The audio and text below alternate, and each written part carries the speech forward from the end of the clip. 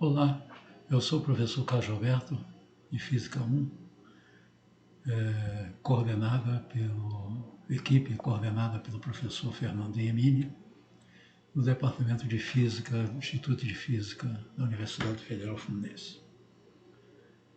Eu preparei 3 videoaulas. A primeira sobre momento, impulso e conservação do momento. A segunda sobre centro de massa. E a terceira sobre colisões.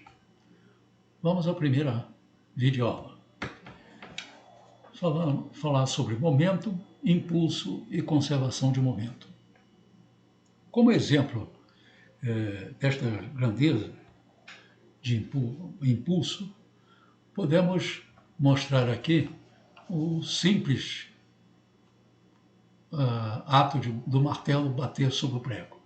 Depois falaremos mais disso.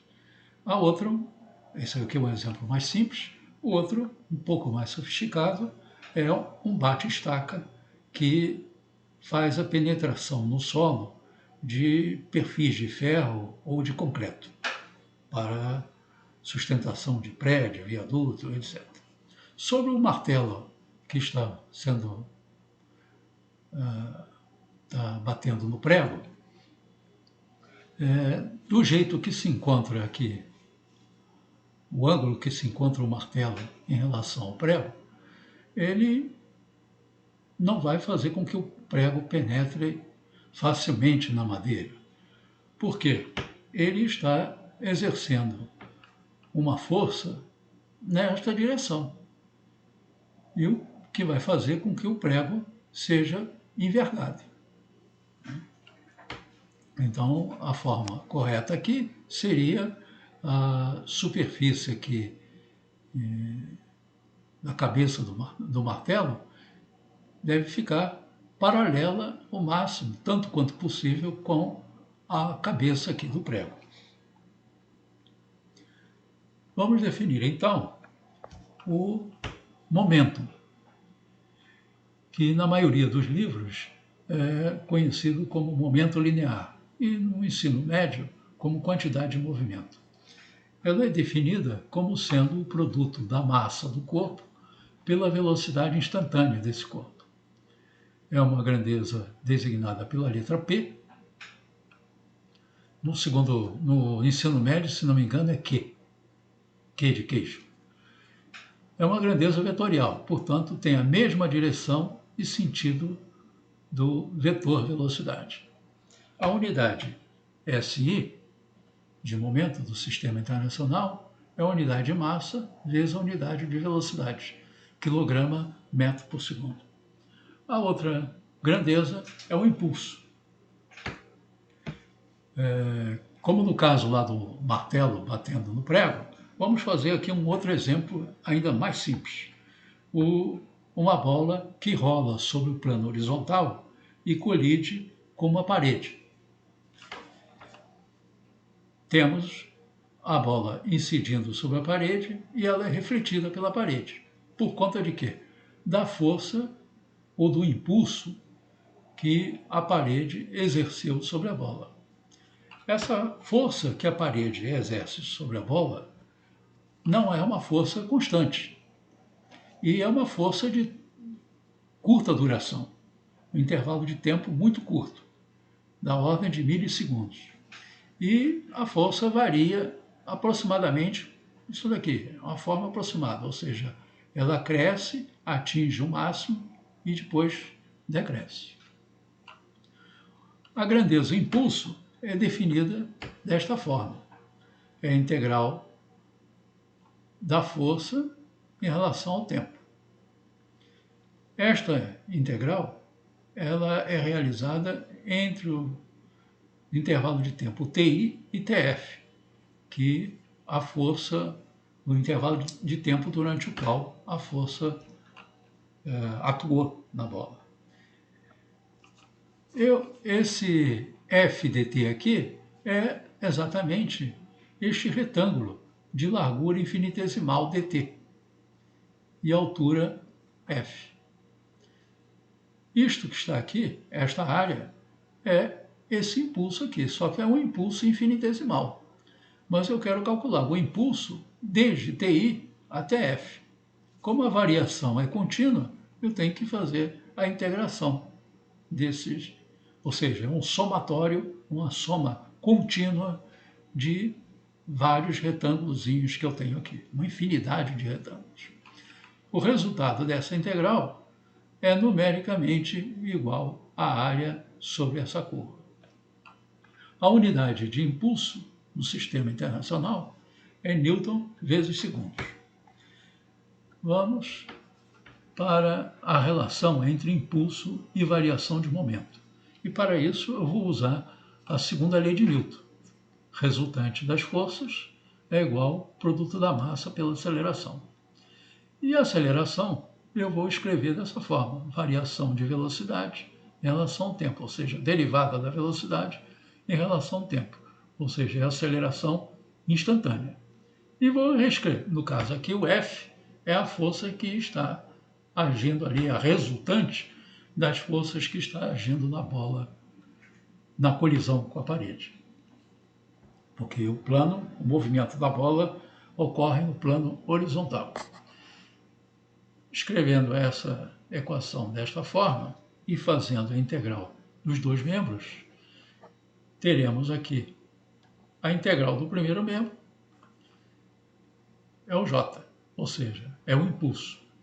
Claro que para fazer a integral eu preciso saber como é a lei de variação da força em relação ao tempo.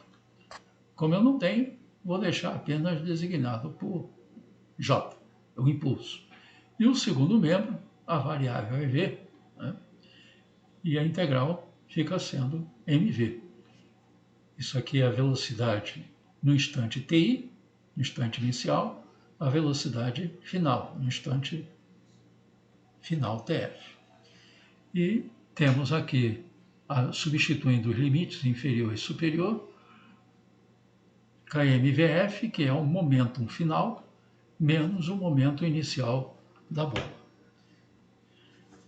Está aqui. Então, o impulso é igual à variação do momento. Vamos fazer aqui uma aplicação simples no caso daquela bola, que é arremessada contra a parede. Eu fiz aqui a massa da bola com 150 gramas, 0,15 quilos, o ângulo que a velocidade forma com a normal à parede 30 graus e a rapidez da bola constante igual a 2 metros por segundo. Quero saber o impulso. Para isso eu preciso fazer escolher um sistema de eixo para escrever essa velocidade aqui em função dos vetores unitários, ou seja, decompor essas velocidades. E aqui está. A velocidade VI, a componente x, é contrário ao eixo x, por isso menos. Enquanto a componente x da velocidade VF está no mesmo sentido do eixo x. Sendo de 30 vezes 2 é a componente y da velocidade, tanto no eixo y, tanto para VI quanto para VF. Para calcularmos a variação do impulso, bastará fazer o quê? Multiplicar cada uma dessas velocidades pela massa e fazer a diferença. E encontraremos este resultado. Ou seja, o impulso encontrado está na direção x,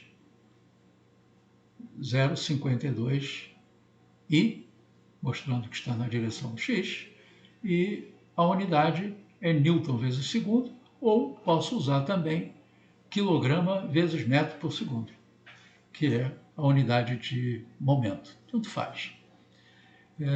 Eu poderia fazer...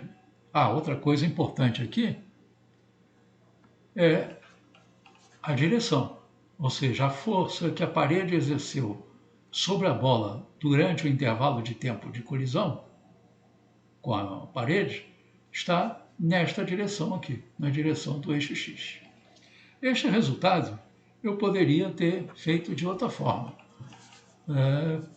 usando a geometria, né? Então, tenho aqui o vetor PF e o vetor menos PF. Por que isso? O que eu preciso fazer é a diferença entre esses dois vetores. Mas essa diferença eu posso transformar o quê? A soma do vetor PF com o vetor diretamente oposto ao vetor PI. Aqui, mais com menos, vai ficar menos. Né? Então, o vetor diretamente oposto ao vetor PI, que está para lá, o vetor PI, o vetor diretamente oposto ele tem o mesmo módulo, mesma direção e sentido oposto. Mas eu preciso calcular quanto equivale esse vetor ΔP. Portanto, eu preciso fazer a projeção desses vetores nesta direção. O ângulo aqui é θ. Cada um desses vetores PI e PF valem mv. São constantes. Projetando, vamos ter aqui mv cosseno θ, é esse aqui, mais mv cosseno θ, é este vetor. Está lá, é o mesmo resultado do outro. Eu prefiro o outro. Vamos ver a conservação do momento. Vamos utilizar novamente a segunda lei de Newton. E escrevemos aqui, ó, segunda lei, R igual a MA, onde R é a resultante e a aceleração vamos escrever como dv/dt. Vamos escrever de uma forma um pouco mais abrangente, escrevendo a derivada de mv, e não só de v. Derivada de mv em relação ao tempo. Por que fazer isso? Podemos ver o caso do exemplo de uma bexiga, dessa de aniversário, encher a bexiga e, ao invés de dar um nó no bico, solta o bico. O que acontece? A bexiga entra em movimento em consequência da expulsão do ar que está comprimido dentro da bexiga, né? Porque a bexiga é elástica. O ar está sendo expelido pelo bico e faz a bexiga se movimentar em sentido oposto à expulsão do ar. O movimento da bexiga não é retilíneo porque o bico ele muda de posição. O fato é que eu tenho uma resultante aplicada ao corpo em consequência da variação de massa em relação ao tempo. Deste modo eu posso escrever, fica mais bonita aqui a equação, a segunda lei de Newton, que antes era só assim. Então aqui agora está a derivada do momento em relação ao tempo. Eu ainda prefiro, mas vamos ver agora a condição para a conservação do momento. Vamos escrever esta equação dessa forma aqui. A resultante das forças externas é igual à derivada em relação ao tempo. Agora aqui, ó, o P, eu estou estendendo aqui para um P do sistema. O que é o sistema? São os corpos que compõem, que fazem parte da colisão, que tomam, participam da colisão. Se a resultante das forças externas for igual a zero, vamos ter o quê? O P do sistema constante. A derivada de uma constante em relação ao tempo é o quê? É zero. Assim, eu posso escrever como o momento inicial do sistema é igual ao momento final. O que é inicial? O que é final? Tem o instante da colisão, instante imediatamente antes da colisão e instante imediatamente após a colisão. Isso aqui é o que se refere I e F. Eu poderia escrever aqui antes e após. Vamos fazer aqui um exemplo daquela bola que foi arremessada contra a parede. Observem que, lembrando, que a parede exerceu sobre a bola uma força nessa direção. Então, a única força que agiu na bola durante a colisão foi esta força aqui, que proporcionou o quê? A variação do momento nesta direção. Nesta direção y, não houve força aplicada, ou seja, a resultante foi zero. A resultante y das forças aplicadas sobre a bola é zero. Por isso, o ângulo, esses dois ângulos iguais. Não irá ocorrer isso se fizermos o arremesso da bola contra a parede, mas com um movimento na direção do plano vertical. Aí o que vai acontecer? Na direção y estará agindo a força da gravidade, que vai fazer com que este ângulo aqui não fique igual a este. Ou seja, não vou ter conservação do momento nesta direção. Neste exemplo daqui que fizemos, houve conservação do momento nesta direção. Por isto que esses ângulos são iguais. Não houve conservação do momento na direção x. Vamos fazer um problema que é este aqui. Um exemplo. Duas massas, dois blocos que se movem sobre uma mesa de ar, por exemplo, de parque de diversões, não tem atrito. Então, eles se movimentam, colidem e, após a colisão, tem isso aí. O problema, botar números no problema, os valores. Então, o bloco M de 200 gramas, que é esse aqui, tem velocidade inicial para oeste e velocidade final para leste. Enquanto que o bloco de 400 gramas, que é este, tem velocidade para leste de 2 metros por segundo. Eu quero saber qual é a velocidade final. Bem, na verdade, nós não temos exatamente isso. Isso foi a animação que eu apresentei.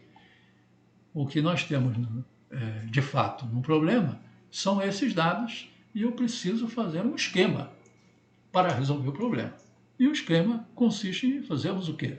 Desenharmos o bloco, representarmos a velocidade, olha lá o bloco, velocidade inicial para oeste, velocidade inicial para leste, isso aqui antes da colisão.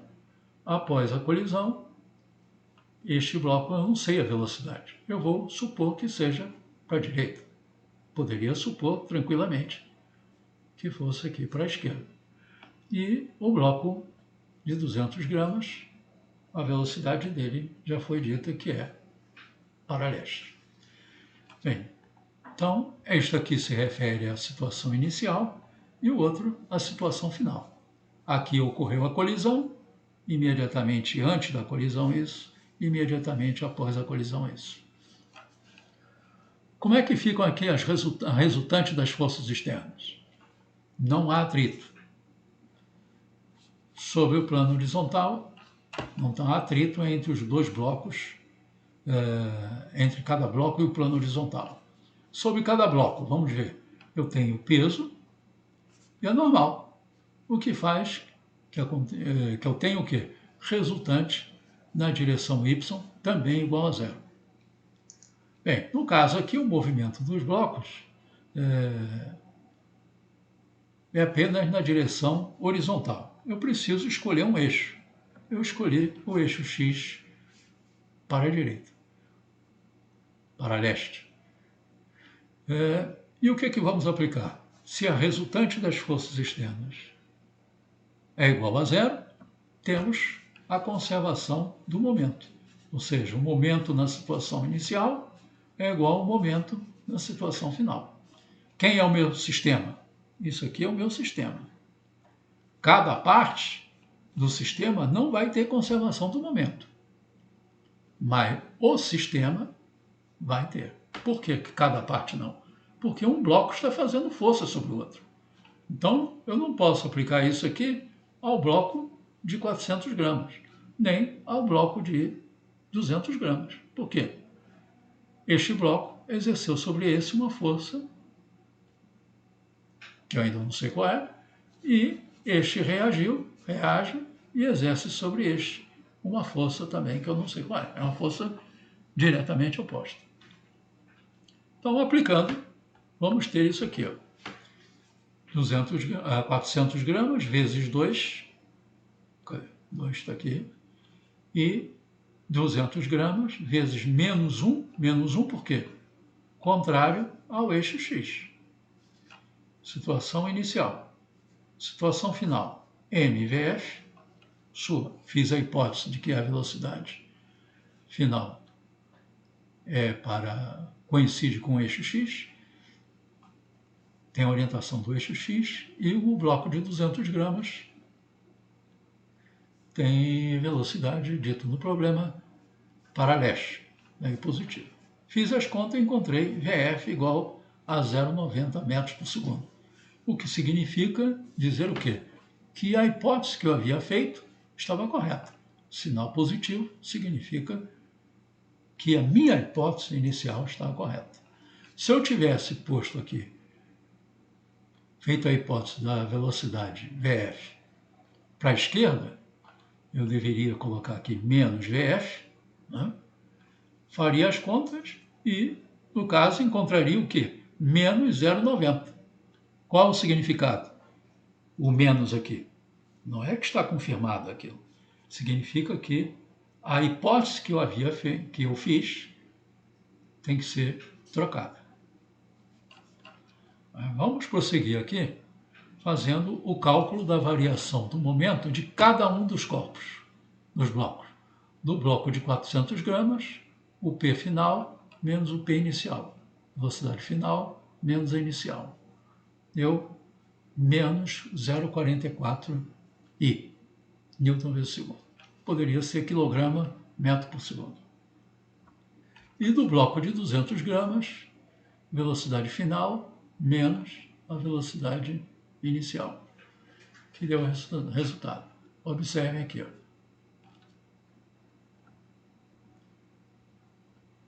Estão aqui os dois vetores. Este aqui é este vetor e este é este vetor. Significa o quê? Este bloco exerceu sobre este o impulso neste sentido e nesta direção, com esse resultado aqui. Este bloco reagiu e exerceu sobre este um impulso com este resultado aqui, neste sentido. Vamos, eu digo aqui que a força que um bloco exerce sobre o outro tem esta cara aqui. Como eu sei que o impulso é numericamente igual à área, e sei que o impulso é igual à variação do momento, eu já tenho a variação do momento, e a área é um triângulo, que eu fiz um triângulo para ficar fácil de calcular.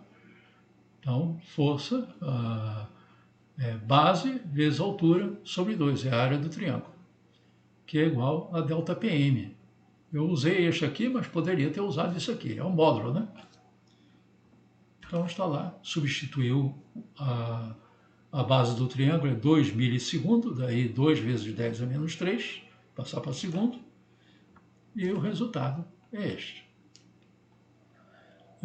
Deixo aqui para vocês aqui o meu nome e o meu e-mail para qualquer dúvida ou